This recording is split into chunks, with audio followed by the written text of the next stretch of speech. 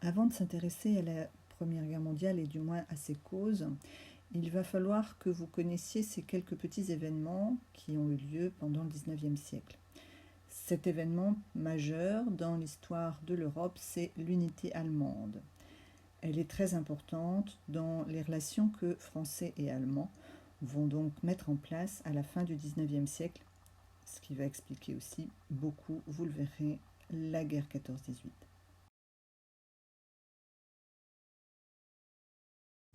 Pour faire court, au milieu du XIXe siècle, l'Allemagne n'existe pas. Il y a bien au nord, en violet sur la première carte, le royaume de Prusse, plus puissant que les autres, plus grand, vous le remarquez. Lors d'une première guerre contre l'Empire austro-hongrois, ce royaume de Prusse a uni le nord de l'Allemagne et ses États en bleu clair et bleu foncé avec lui pour se battre contre l'Autriche-Hongrie. Ils ont gagné une guerre à Sadova et se sont dit restons ensemble, vivons ensemble, créons la Confédération d'Allemagne du Nord. Néanmoins, vous regardez sur cette première carte toujours quelques pays où on parle aussi l'allemand en rose au sud refusent d'adhérer à cette confédération. Quelques années après, suite à une autre guerre, cette fois-ci contre la France, tous les États allemands vont s'unir pour faire l'Allemagne, cet empire d'Allemagne qui va effectivement nous prendre ce petit morceau qui est l'Alsace-Lorraine. Vous allez en savoir plus dans quelques instants.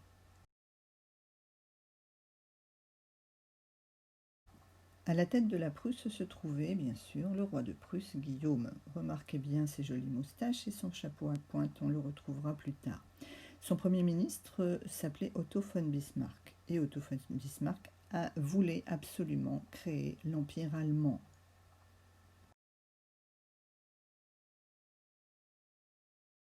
Il écrivit ce texte quelques années avant.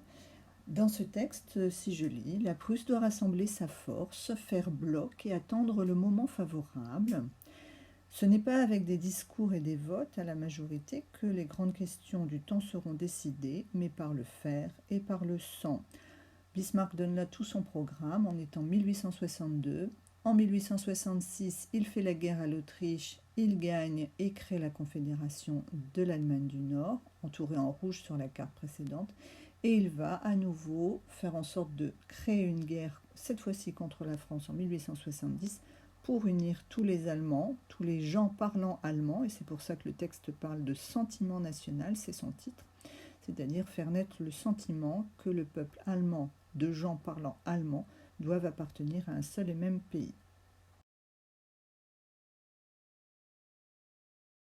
Et donc Bismarck trouve un prétexte dérisoire pour attaquer la France, donc unir tous les Allemands parlant allemand sous son autorité pour attaquer un ennemi commun, ce sera la France en 1870.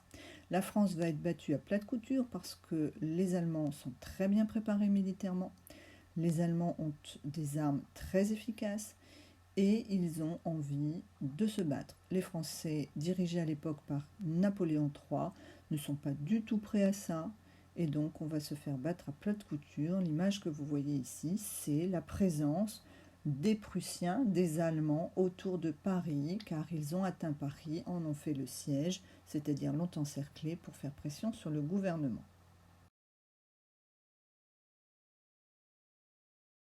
Et comme de bien entendu, nous avons perdu cette guerre contre l'Allemagne.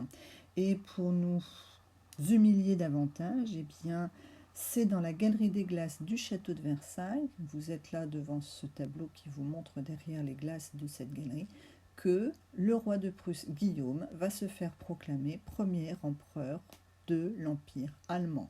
C'est une claque que les Français se sont pris en pleine figure, claque symbolique parce que c'est Louis XIV qui habitait Versailles, mais aussi claque financière parce qu'on va leur devoir une somme énorme pour qu'ils retirent leurs troupes de la France et ils vont garder certaines usines, certaines machines qu'ils emmèneront chez eux. Ce sera leur rançon.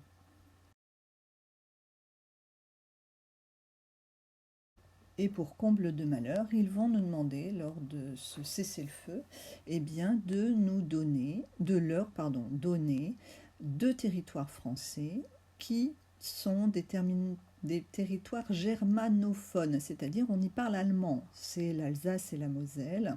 Et donc ces 2 territoires ici montrés en gris vont être remis à cet empire allemand. Ces 2 territoires ne seront plus français à partir de 1870.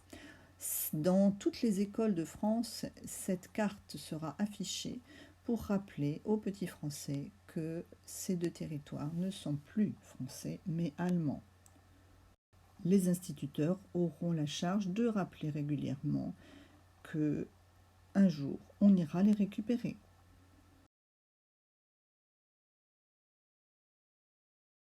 Et les instituteurs reçoivent donc régulièrement des instructions par leurs inspecteurs disant de préparer les petits-enfants à cette guerre future. Là, dans ce texte, je vais juste en bas, préparer une véritable armée capable de se venger et récupérer l'Alsace et la Lorraine. Mieux que des instructions, on fera faire des exercices aux petits-enfants à l'école. Je vous laisse regarder le poème qui est à droite. Ces enfants devaient apprendre ce poème par cœur. Et ce poème, eh bien, il dit « Le tambour bat, le clairon sonne, qui reste en arrière personne. C'est un peuple qui se défend en avant. » Sous-entendu, vous êtes de futurs petits soldats. Allons les gars au cœur robuste, avançons vite et visons juste. La France, c'est là qui nous attend en avant. Sous-entendu, vous êtes des futurs soldats, vous êtes responsables et vous devrez rendre son honneur à la France qui a perdu la guerre et récupérer l'Alsace et la Lorraine. En avant, tant pis pour qui tombe, la mort n'est rien, vive la tombe quand le pays en sort vivant, en avant. Sous-entendu à nouveau, vous mourrez peut-être sur le champ de bataille, c'est pas grave, vous vous battez pour votre pays et son honneur. C'était ce qu'on appelle du bourrage de crâne, c'est-à-dire qu'on apprenait ça aux petits garçons français, et le jour où on va leur dire c'est la guerre, eh bien ils iront faire la guerre sans se poser de questions.